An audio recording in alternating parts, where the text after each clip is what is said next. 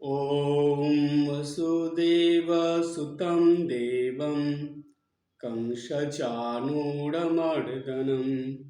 देवकी परमानन्दं कृष्णं वन्दे जगद्गुरुं मूकं करोति वाचालं पङ्गुं लङ्घायते गिरिं यत्कृपातमहं वन्दे পরমানন্দমাধবম।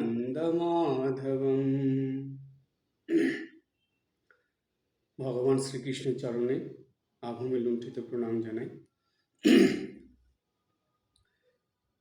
আমাদের এই গীতা ক্লাসে ধারাবাহিক আলোচনা চলছিল।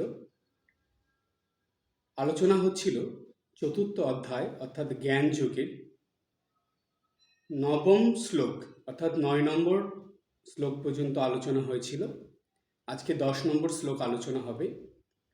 সেই 10 নম্বর শ্লোকে যাওয়ার আগে আমরা 9 নম্বরের কিছুটা আলোচনা করে নেব, তাহলে আপনারা যারা শুনছেন সবারই বুঝতে সুবিধা হবে। 9 নম্বর শ্লোকের মধ্যে ভগবান বলেছিলেন অর্জুনকে যে দেখো অর্জুন, যিনি আমার এই দিব্য জন্ম ও অলৌকিক কর্ম ঠিকভাবে জানেন, তিনি দেহত্যাগ করে পুনর্বার সংসারপ্রাপ্ত হন না। আর কি বললেন? জন্ম মৃত্যু প্রহেলিকা থেকে চিরমুক্ত হয়ে আমার স্বরূপই প্রাপ্ত হন। অর্থাৎ ভগবানের এই দিব্য জন্ম এবং অলৌকিক কর্ম যথাযথ জানতে হবে। এই 9 নম্বর শ্লোক নিয়ে যে আলোচনা হয়েছিল এই ক্লাসে, সেই আলোচনাটা আপনারা ইউটিউবে পাবেন। ইউটিউবে গিয়ে এই আলোচনার সম্পূর্ণ ভিডিওটা আপনারা শুনে নেবেন। আমি আর ডিটেলসে বলছি না, শুধু সংক্ষেপে একটু বলে 10 নম্বরের মধ্যে যাব। ভগবান এইখানে যখন তার দিব্য জন্ম অলৌকিক কর্ম এগুলো কথা বলছেন, কেননা ভগবান তো মানুষের মতনই জন্মগ্রহণ করে মানুষের মধ্যে থেকে লীলা করেন, তো সবাই তাকে বুঝতে পারে না। বলছে কোটিতে গুটি। ঠাকুর যখন দক্ষিণেশ্বরে ছিলেন, তখন ঠাকুর শ্রীরামকৃষ্ণ দেব যে অবতার পুরুষ স্বয়ং ভগবান, সেটা কজন বুঝতে পেরেছিলেন? বেশিরভাগই মানুষই তো বুঝতে পারেননি। তো এইরকমই হয়, অবতার পুরুষরা এসে যে লীলা করে যান, সেটা পরে পরে তার ভক্তরা বা জগৎবাসী, জগতের মানুষরা বুঝতে পারে। এই যে ভগবান যে মানুষে জন্মগ্রহণ করে এসেছেন বা এসেছিলেন, যে লীলা করে গেছেন, সেই জন্মটাকে বলছে দিব্য জন্ম। অর্থাৎ তার সব কিছুই দৈবিক হয়ে থাকে। এবং অলৌকিক কর্ম, অর্থাৎ অলৌকিক কর্ম কেন বলছি? সাধারণ বুদ্ধি দিয়ে বা সাধারণভাবে এই কর্মগুলো করা যায় না। এর জন্য আধ্যাত্মিক শক্তির প্রয়োজন হয়। তাই তারা সাধনা করে সেই আধ্যাত্মিক শক্তি অর্জন করেন এবং তারপরে এমন কর্ম করে যান, সেটাকে অলৌকিক কর্ম বলা হয়। মানে সাধারণ বুদ্ধির গোচর সেটা নয়। এইভাবে করার পরে তারা ক্রমাগত জগৎবাসীর কল্যাণের জন্য, মঙ্গলের জন্য, উপকারের জন্য কর্ম করে যান। আমাদের শাস্ত্রে বলা হয় যে অবতার পুরুষরা বা সাধক সাধিকারা, মহাপুরুষরা, এরা যে কর্মই করুক না কেন, প্রত্যেকটাই লোক কল্যাণের জন্য কর্ম করে থাকে। এমনকি এদের নিঃশ্বাস প্রশ্বাসটাও অপরের মঙ্গলের জন্য, কল্যাণের জন্য। তো এই রকম যখন হয় মানুষের জীবন বা সেই অবতার পুরুষদের জীবন, সেই জীবনটাকেই দিব্য জীবন বলা হয়। অর্থাৎ নিজের জন্য কোনো কিছুই নয়, সম্পূর্ণ অপরের জন্য বা অনেক মানুষের মঙ্গলের জন্য, কল্যাণের জন্য। এবার বলছে যে এইটা যদি কেউ বুঝে যায় কোনো মানুষ, তাহলে তার যে মৃত্যু হয় সেই দেহত্যাগের আগেই, বা দেহত্যাগের আগে যদি বুঝতে পারে, তখন দেহত্যাগের পর তাকে আর এই জন্ম নিয়ে আসতে হয় না, অর্থাৎ এই সংসারে আর ফিরে আসতে হয় না। তখন কি হয়, বলছে যেহেতু সে ভগবানের লীলা বুঝে গেল, আস্বাদন করলো, ভগবানের লীলা বুঝে ভগবানের দর্শন পেল, তখন সে জন্ম মৃত্যুর বন্ধন থেকে মুক্ত হয়ে যায়। এটা ভগবান অর্জুনকে বলেছিলেন। এবার ভগবান 10 নম্বর শ্লোকে কি বলছেন সেখানে যাওয়ার আগে এই 9 নম্বর শ্লোকের কথা শুনে একটা প্রশ্ন মনে আসে। সেটা কি, যে আচ্ছা, এই যে দিব্য জন্ম, তার সঙ্গে নিষ্কাম কর্ম বা লোকহিতার্থে কর্ম, এবং সেই সঙ্গে এই যে ভাগবত ভাব নিয়ে জীবনযাপন করে যান অবতার পুরুষরা, মহাপুরুষরা, এইরকমভাবে কি সাধারণ মানুষ জীবনযাপন করতে পারে? এমন কি কোনো পথ আছে যেটা অবলম্বন করলে ভাগবত জীবন সহজেই লাভ করা যায়? এই প্রশ্নের উত্তর ভগবান দিলেন। কি বললেন তিনি? তিনি বললেন, বিতরাগ ভয় ক্রোধা মন্মায়া মাম উপাশ্রিতাহ। তারপরে বললেন, বহব জ্ঞান তপসা পুতা মদ্ভাবম আগতাহা। কত সুন্দর করে ভগবান বলছেন দেখুন। প্রথমে বললেন বিত্ত রাগ ভয় ক্রোধ। বিত্ত মানে যেটা গত হয়েছে, অর্থাৎ যেটা বর্জিত হয়েছে বা বর্জিত করা হয়েছে, সেটা যেটা বর্জিত হয়ে যায়। কি সেটা? বলছে বিত্ত রাগ ভয় ক্রোধ। তিনটে জিনিস বললেন ভগবান, যে ভাগবত জীবন লাভ করার প্রথমেই যেটা দরকার সেটা হলো তিনটে জিনিস জীবন থেকে সম্পূর্ণ বিসর্জন দিতে হবে, অর্থাৎ সেটাকে সম্পূর্ণ বর্জন করে চলতে হবে। সেটা কি কি?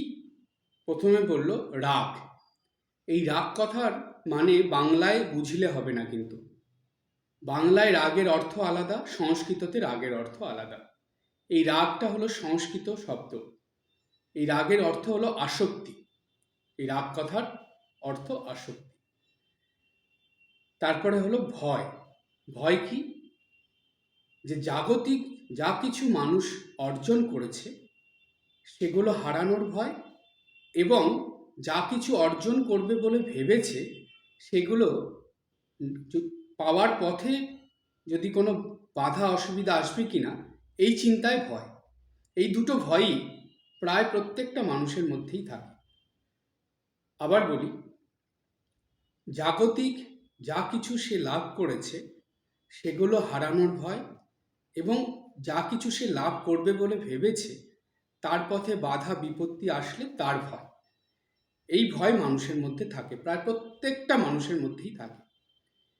আর বলছে যে ক্রোধ। ক্রোধটা কি? বলছে যে মানুষ যা নিজের বলে ভাবে, যা নিজের জন্য রাখে বা নিজের প্রয়োজনে যেগুলো মানুষ সঞ্চয় করে, সেগুলোর মধ্যে কেউ হস্তক্ষেপ করলে বা সেগুলো কেউ নিতে চাইলে বা সেগুলো নষ্ট হলে মানুষের মধ্যে ক্রোধ হয়। এই যে ক্রোধ, সংস্কৃত কথা, এটাকেই বাংলায় বলা হচ্ছে রাগ। সংস্কৃততে ক্রোধ, বাংলায় রাগ, কিন্তু সংস্কৃততে রাগ মানে বাংলায় আসক্তি। তো সুতরাং এটা আমাদের বুঝতে হবে যে রাগ আর ক্রোধের মধ্যে এই পার্থক্যটা। তো নিজের আমার আমার আমি আমার ভেবে যেগুলো মানুষ নিজের কাছে রাখে, সেগুলো নষ্ট হলে, কেউ ছিনিয়ে নিলে বা কেউ নিতে চাইলে, কেউ সেগুলোতে কোনো অসুবিধার সৃষ্টি করলে মানুষের মধ্যে ক্রোধ হয়। ভগবান বললেন যে বিত্ত রাগ ভয় ক্রোধ, এগুলোকে রাগ, ভয় এবং ক্রোধ এই তিনটেকে বর্জন করতে হবে। তারপরে বলছেন মন্মায়া, মনমায়া কথার মানে কি? বলছে একাগ্র চিত্ত, অর্থাৎ আমার প্রতি যার সম্পূর্ণ মন নিমজ্জিত হয়েছে, এক মনে যে আমাকে ডাকছে বা আমার প্রতি যার মন সম্পূর্ণ নিবিষ্ট হয়েছে, সে তিনি হলেন মন্মায়া। তারপরে বলছেন মাম উপাশ্রিতাহ। মাম উপাশ্রিত কথার মানে কি? যিনি আমাকেই আশ্রয় করে আছেন, তার সম্পূর্ণ নির্ভরতা এবং বিশ্বাস, ভালোবাসা সব আমার প্রতি, তিনি হলেন মাম উপাশ্রিতাহ, অর্থাৎ আমার উপরই যিনি নির্ভর করে আছেন, আমাকেই আশ্রয় করে যিনি বেঁচে আছেন।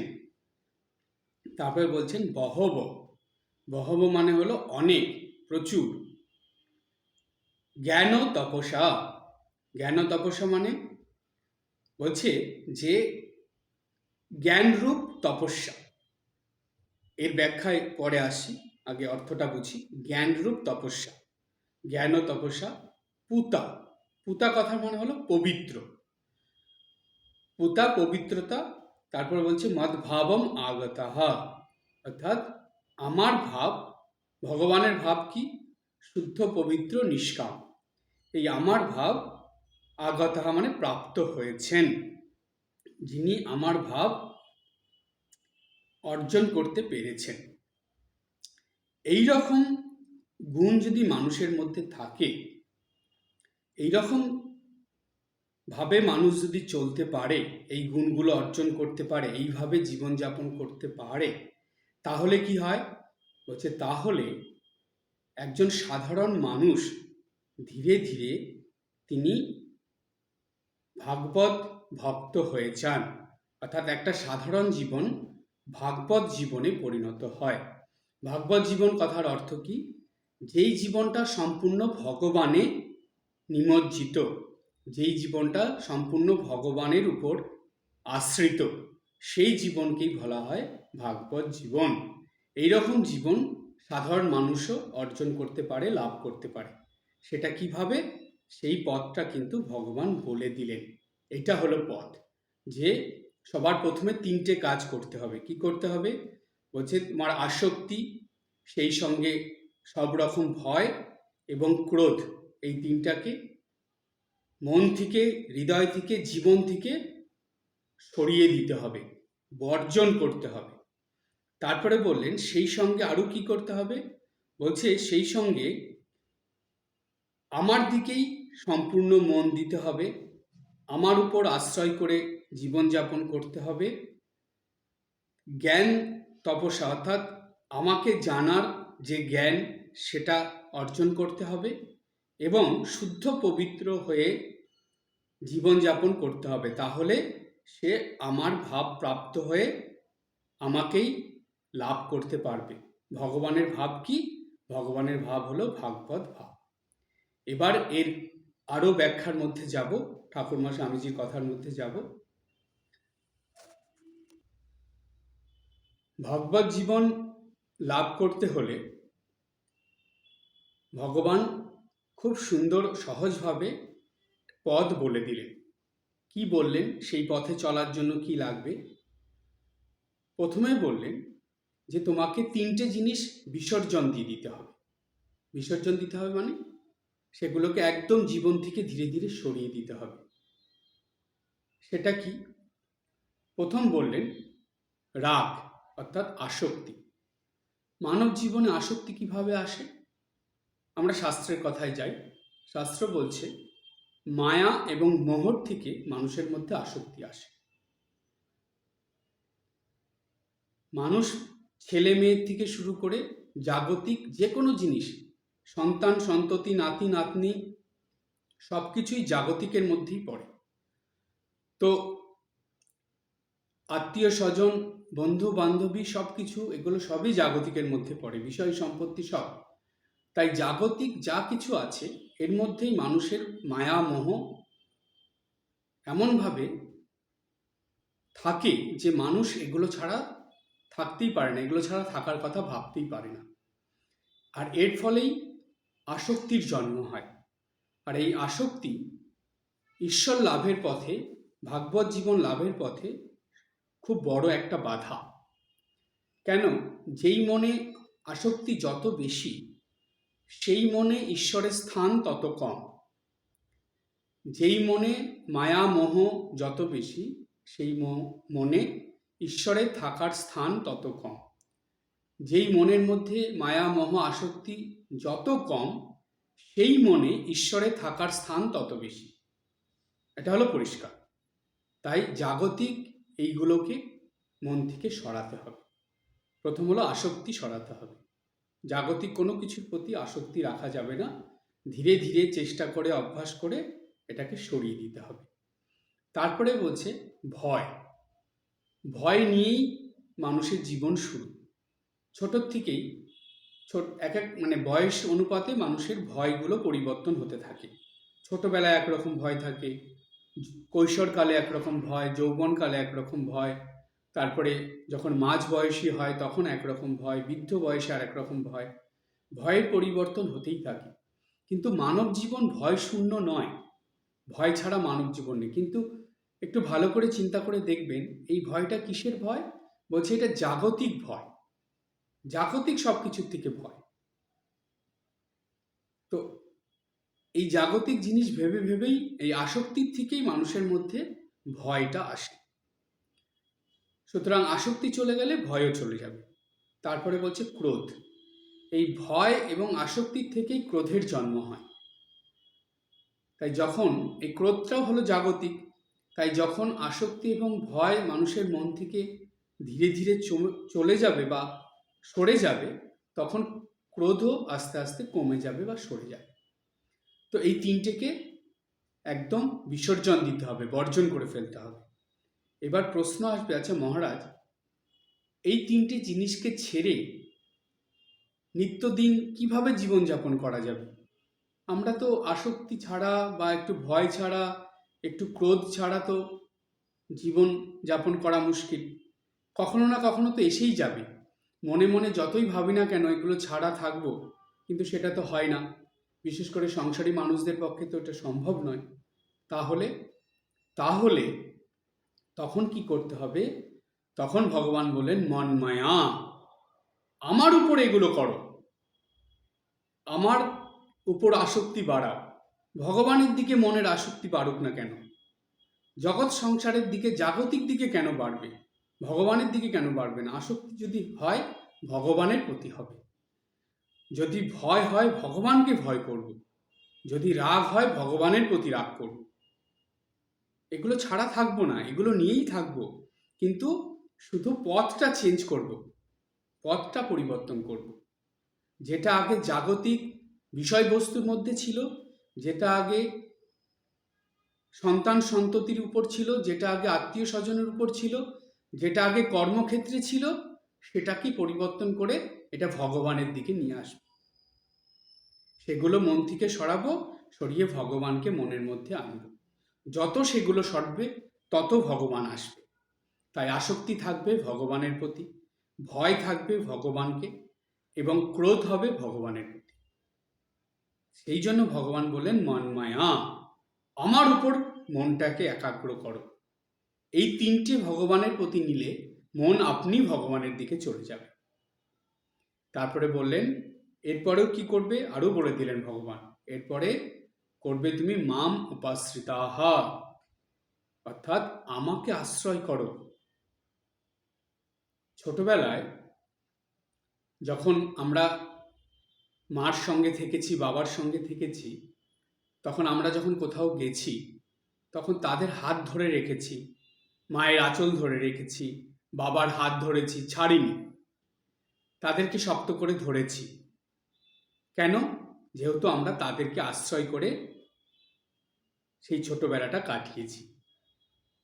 তো এই আশ্রয় করা মানে সম্পূর্ণ তার উপর নির্ভর করা, ভক্তি, বিশ্বাস, ভালোবাসা সব কিছু দিয়ে তাকে ধরে রাখা।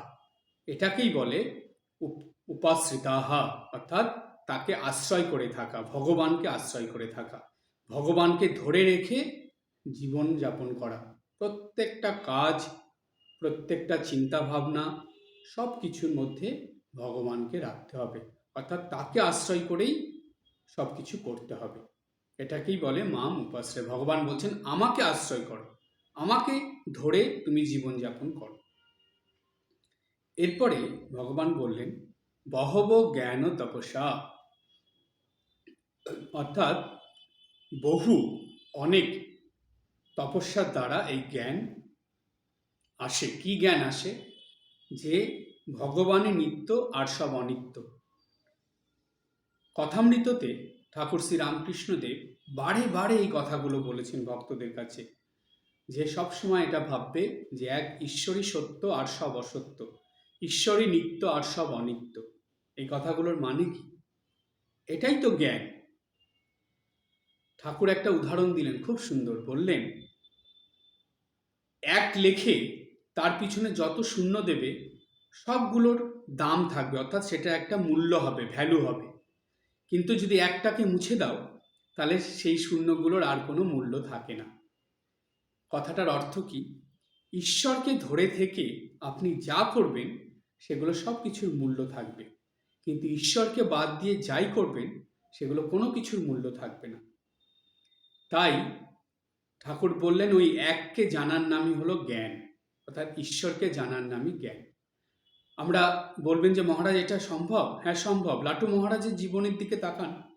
দুদিন আগে আমরা লাটু মহারাজের জন্মতিথি পালন করা হলো এই মাঘী পূর্ণিমাতে। সেদিন মহারাজের কথা বলেছিলাম। আপনারা প্রায় সকলেই কম বেশি লাটু মহারাজ স্বামী অদ্ভুতানন্দজির জীবনটা আপনারা জানেন। একটা মানুষ শুধু ঈশ্বরের আরাধনা করে, প্রার্থনা জপ ধ্যান করে, একদম নিরক্ষর অক্ষর জ্ঞান শূন্য একটা মানুষ, তিনি ঈশ্বরের জ্ঞান লাভ করলেন। কি করে সম্ভব এটা? ঠাকুর এটা দেখিয়ে দিলেন। ঠাকুর এটা দেখিয়ে দিলেন যে সম্ভব। জাগতিক জ্ঞান, জাগতিক অক্ষর জ্ঞান, জাগতিক পড়াশোনা এগুলো না থাকলেও ঐশ্বরিক জ্ঞান লাভ করা যায়। তাই সেই দৃষ্টান্ত হিসাবে লাটু মহারাজ এসেছিলেন এবং সেই দৃষ্টান্ত স্বয়ং ভগবান তুলে ধরলেন আমাদের সামনে। সেটাই এখানে বলছে যে এটা করতে গেলে কি হয়? বহব মানে অনেক, বহু, প্রচুর তপস্যার দরকার। তপস্যা কি করে হয়? বলছে চেষ্টা করতে করতে হয় অভ্যাস, অভ্যাস করতে করতে হয় সাধনা। এই যখন চেষ্টার থেকে অভ্যাস হবে, অভ্যাস থেকে যখন সাধনা শুরু হবে, তখনই সেটা তপস্যায় পরিণত হয়ে যাবে। তাই অনেক তপস্যা করলে তারপরে এই জ্ঞান লাভ হয়, যে ঈশ্বরকে জানা যায়। এর জন্য কি দরকার? ভগবান এরপরে বললেন পুতাহা, মানে শুদ্ধতা পবিত্রতা দরকার। আমি যা খুশি তাই করব, কোনো শুদ্ধতা পবিত্রতা মানব না, কোনো সংযমের জীবনযাপন করব না, খাওয়া ঘুমানো কথা বলা কর্ম কোনো কিছুর মধ্যে কোনো সংযম রাখবো না, কোনো শুদ্ধতা পবিত্রতা রাখবো না, তাহলে কখনো এটা, অর্থাৎ এই যে জ্ঞান, ঈশ্বরের জ্ঞান কখনো লাভ করা যাবে না। তাই সব কিছুর মধ্যে সংযম থাকতে হবে। আর যখনই সংযম মানব জীবনে আসে তখনই মানব জীবনে শুদ্ধতা পবিত্রতা শুরু হয়। সংযম ছাড়া কখনো শুদ্ধতা পবিত্রতা আসে না। তাই পুতাহা অর্থাৎ শুদ্ধতা পবিত্রতা বা শুদ্ধ মুক্ত হতে, মানে শুদ্ধতা পবিত্রতা অর্জন করতে হবে।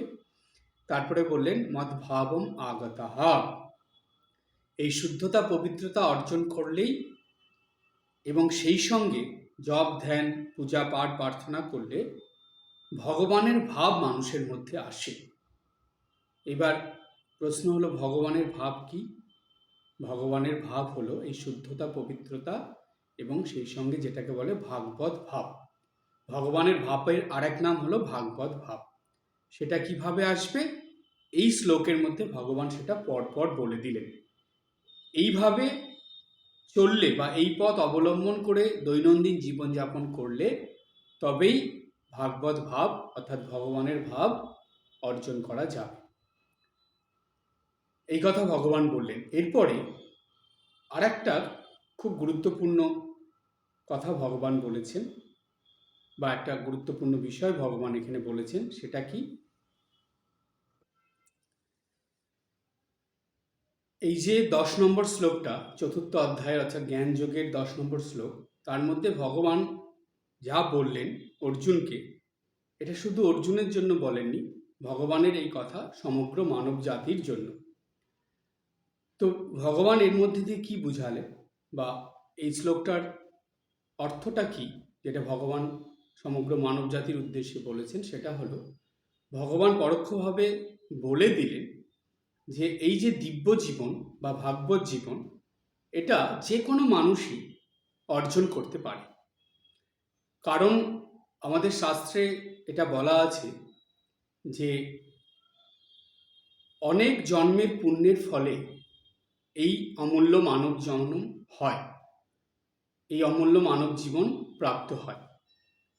তো যখন এই মানব জীবন অমূল্য, সেটাকে এই মনুষ্যত্ব যেহেতু আমরা পেয়েছি, তো এই মনুষ্যত্বটাকে দেবত্বে নিয়ে যাওয়াই হলো মানব জীবনের প্রধান উদ্দেশ্য বা কর্তব্য, যেটা স্বামীজি তার বক্তৃতার মধ্যে বারবার বলেছেন যে মনুষ্য জীবনকে ক্রমাগত উন্নতির দিকে নিয়ে যেতে, এগিয়ে চলো এগিয়ে চলো, এই কথা স্বামীজি বারবার বলেছেন যে জীবনে কোনো কিছুর মধ্যে থেমে যেও না, থেমে থেকো না।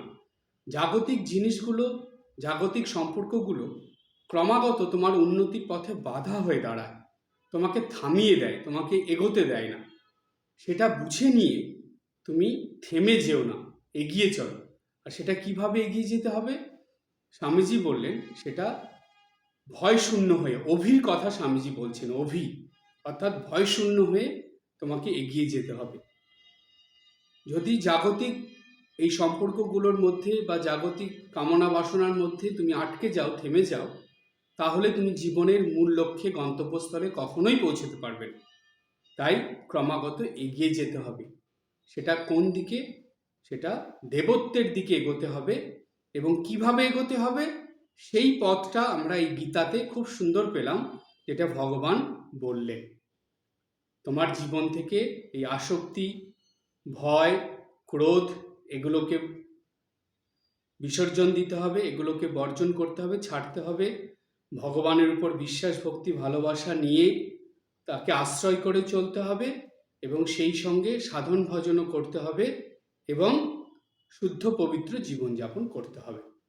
এইভাবে চললে একটা সাধারণ জীবন অসাধারণ হয়ে যাবে, তুমি মনুষ্যত্বের থেকে দেবত্বে পৌঁছে যাবে, এবং তোমার এই সাধারণ জীবন দিব্য জীবনে পরিণত হবে, ভাগবত জীবনে পরিণত হবে।